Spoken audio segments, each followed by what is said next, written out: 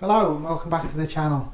So if you follow me on Instagram, you'll know that we've just built a big rear extension to the kitchen, and because we're moving the kitchen, it's left us with an old kitchen that we didn't really know what to do with. So in part of it, I've built this new bathroom, which, if anyone knows me, you know I hate plumbing, but I've done it anyway. So excuse the mess in the kitchen, it's like a building site, but I've recreated the architraves around a new door frame. I've done the plinth blocks and nice new skirtings, but I'm left with a hole that needs a door. So if you remember in one of my previous videos when I was doing the upstairs bathroom, when I took the wall down, I actually found the old toilet door.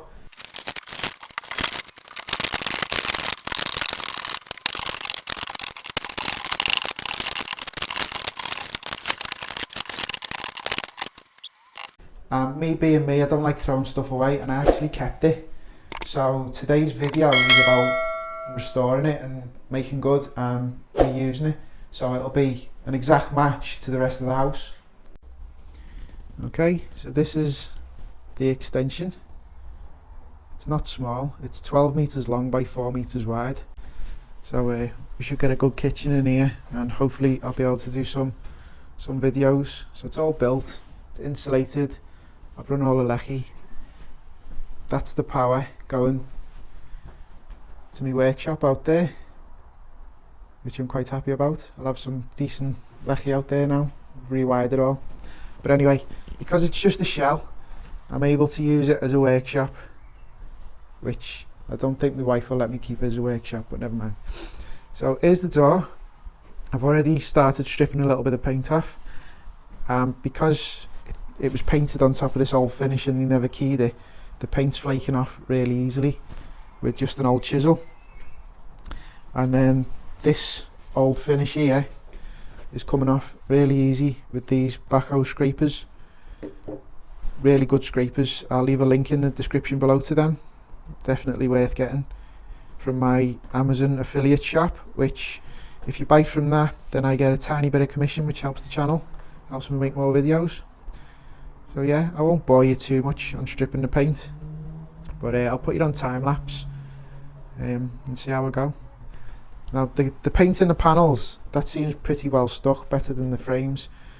So to save me a bit of time, I'll probably just leave them and paint over them with a good Zinza paint, which sticks to anything.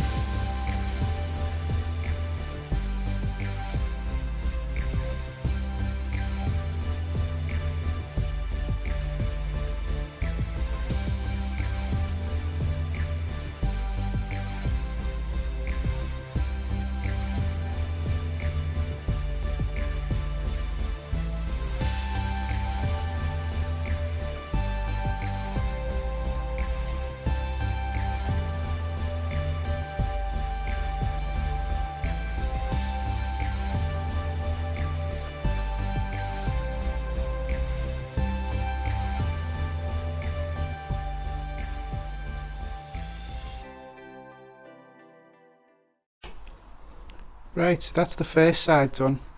It's come up really well. The frame and the rails, or the stiles and the rails, they're virtually ready to paint. A little bit of a sand with 120 grit sandpaper, they'll be good to go. That's come off really easy. Now the panels, they're good enough as they are, I reckon. A little bit of a clean up with some white spirit and then painted, they should be fine. And I don't want the door to be perfect, I want it to be a little bit rustic like the rest of the house. It's an old house, so they get bashed about over the years, so I want it to sort of blend in. So I'm happy with that. The other side's going to be a bit more tricky because it's had a load of nails and screws in it, so I might have to grind them back with a flat wheel and an angle grinder. But this side I'm really happy with.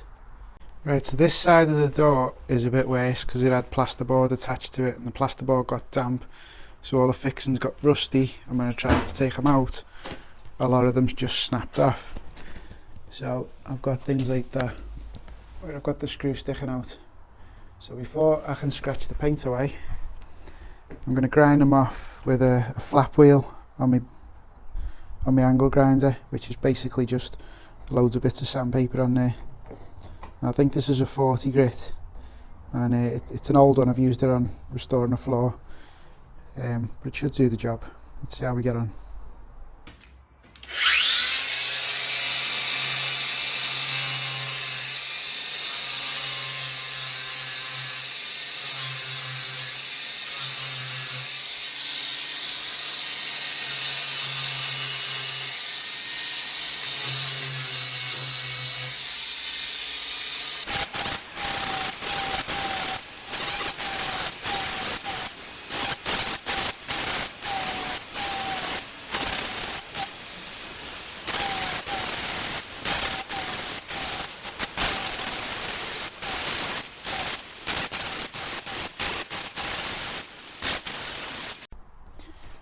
So that did a lovely job of taking the nails and screws just below the surface.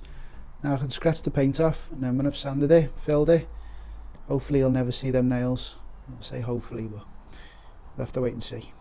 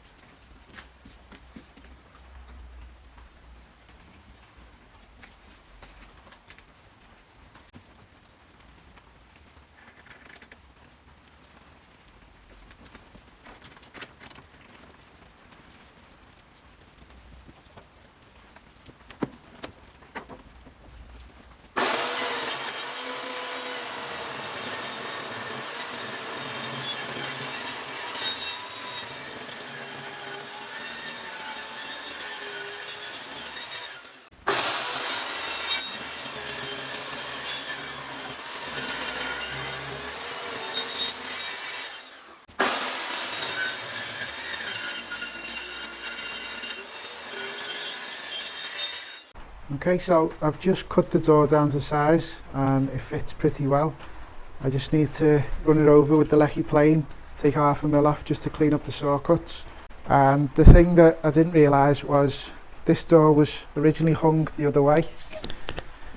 So what I'm going to have to do is chop out the hinges on the other side and then fill in the other side of the hinge to make it good. So it's not much, but just all adds to the work, doesn't it? Right, so I'll get on with planing it down, and then I'll just use the little block plane just to knock off the sharp edges.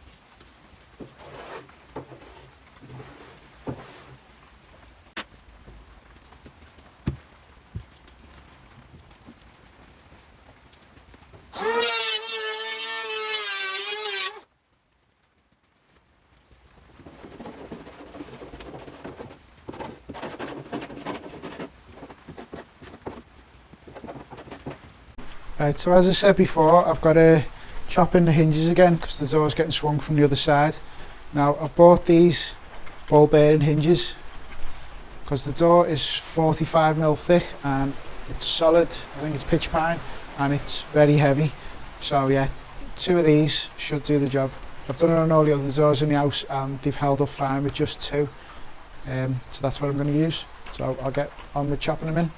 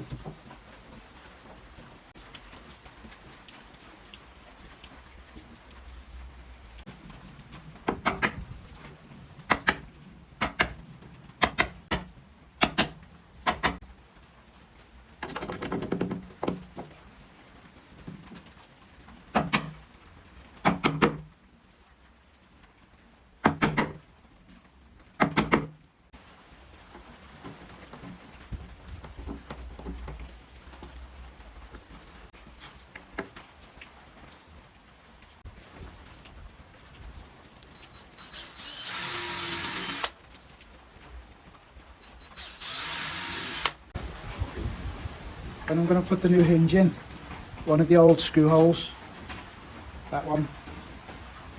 It falls right on where the new hole is. So the new screws I'm using are smaller than the old ones. So a little tip is to just get a little chunk of wood. Sometimes a matchstick will do, but normally they're a little bit too small. Just sharpen up the end so that you can get it in the hole.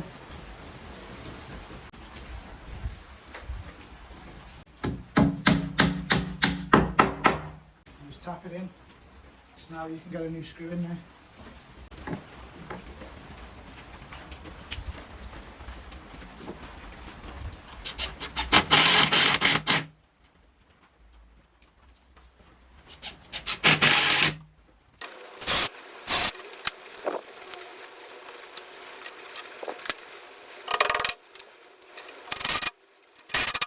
Now because I'm turning the door around, I've got to turn the lock round as well. So that's dead easy to do. Just take the screw out and prise open the plate. Okay, so that should be loose. So I should be able to pull that out and simply just turn that round.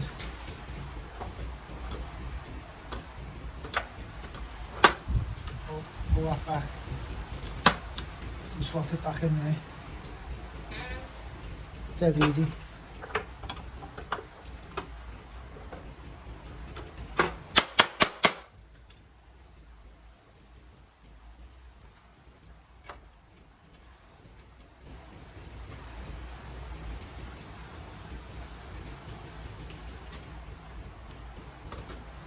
Just like that. Right, so I've got the door in position now. I've got it wedged up at the bottom so that there's a nice even gap at the top. So now I just need to transfer where the hinges are onto the frame and then start chopping out the hinges on the frame then.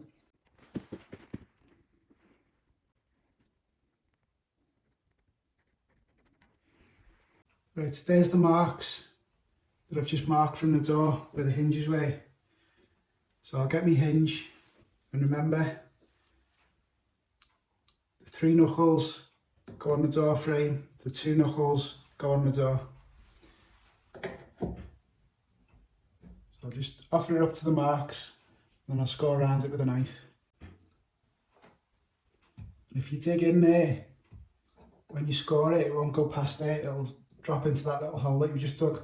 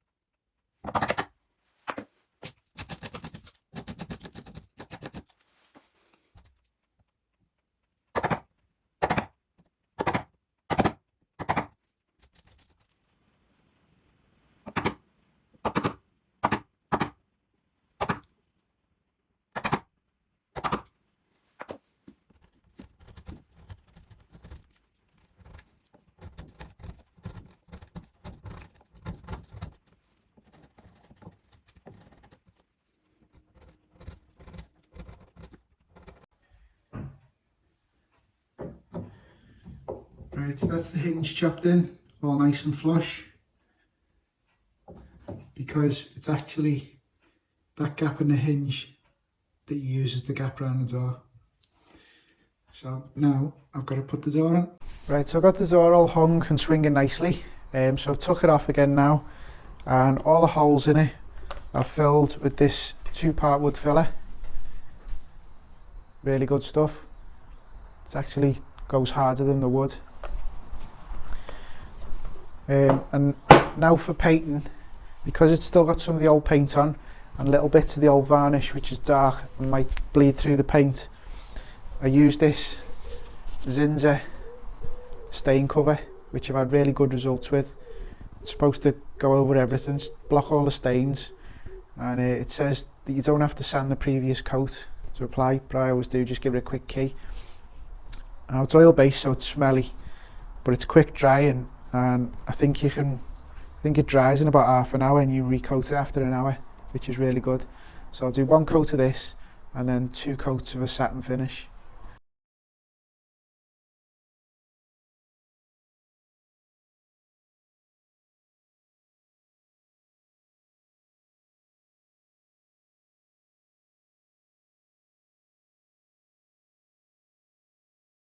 Right, so there's the door all finished. It's hung nicely, the handle's back on it. I haven't made it too perfect, I've left the odd blemish in it because it is a 80-90 year old door. I wanted it to look a little bit rustic like the rest of the house.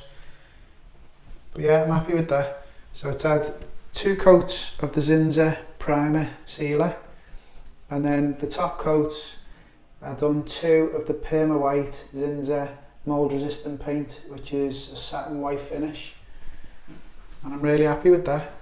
So thanks for watching, and if you enjoyed the video, please hit the like button, and if you haven't already, please subscribe to the channel. See you next time.